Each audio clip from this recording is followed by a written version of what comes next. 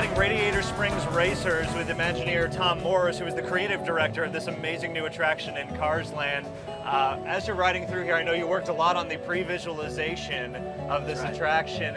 What does it feel like actually riding it finally after all these It's years? fantastic. It's really great. It's gratifying. I still get goosebumps at this moment here. Right. It's gorgeous. We planned it exactly to do that. For the amazing waterfall reveal. Yeah, exactly. Now, how long ago did you start working on this attraction? Over 5 years ago. Wow, okay. Yeah, it takes a long time to do something this complicated. So this is a huge attraction. Where did sort of the basis of it come, and how early in the process did you know it was going to be so massive? Pretty early. Before I joined, there was some pre-work done by Kevin Rafferty and Robert Coltrane, who had kind of gotten the ball rolling on it. And then they brought me along to start laying it out. So as we move into this interior portion, the sort of dark ride portion of the attraction, it surprises a lot of people that there's so much in here. It's not just the outdoor racing. I know you worked a lot on the dialogue and the music. Can you tell me a little bit about sort of the mixing of everything to create the experience? Well, we're on a 12-second dispatch interval in this attraction, and that's very aggressive. Yeah. Many attractions have much longer intervals. So that meant the dialogue had to be really pithy. It had to get the message across. So you see Nader, he says, here's tractor tipping, now you're moving on. That's right. We started off with a much longer dialogue stem and had to pare him down and get the music just right. And show action equipment, animated props, all of those things had to be worked out. Because your real envelope is really only about 7 or 8 seconds. Okay. Even though the dispatch interval is 12. Sure, and then we move into sort of now, though, we take it down a notch. It's not quite as hectic here, and we get to drive through Radiator Springs. It's interesting that you go through Radiator Springs out in the real world, and now again in the attraction. The fantasy version, the fantasy within the And fantasy. it's great that we're going through Ramon's. I haven't been through here yet. I went through Luigi's last time. So now, was it because of the racing component that you decided to split it like this? Absolutely.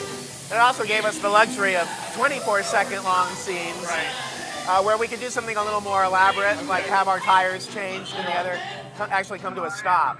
And I love the fact that Doc Hudson is in the ride. Clearly, this world of Cars Land is in the original Cars. Because Cars 2, obviously, Doc Hudson has moved on. So That's right. now we're approaching Everything in the movie and more. Yep.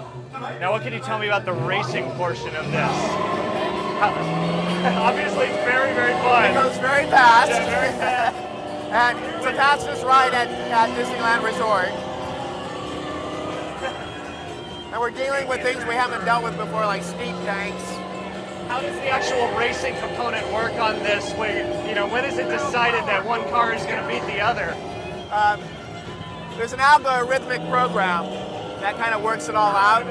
It's semi-random. It's actually not random, but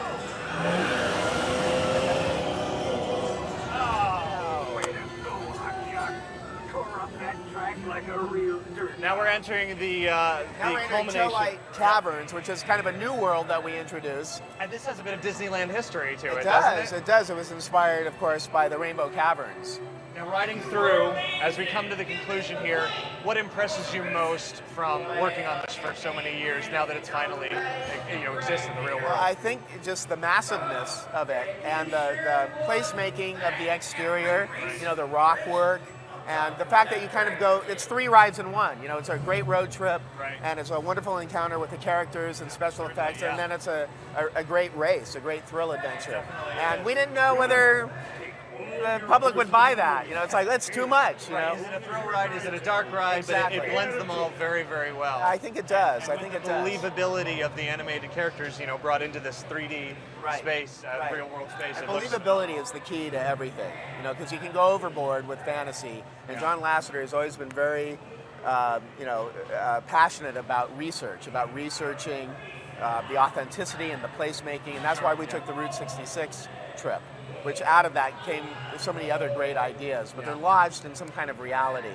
that has a familiarity to it, that brings a connection to people. Even the Taillight Caverns, as you said, has some connections not only to Disneyland, but to Carlsbad Caverns and things that you would expect to find along the road on a vacation. And yet it's in this world of cars, which is humorous and fun. That's and, right. And all of that. So Radiator Springs Racers, now open in Cars Land at Disney California Adventure at the Disneyland Resort. Tom, thanks for chatting with me. Come out and ride it. Absolutely. Very fun.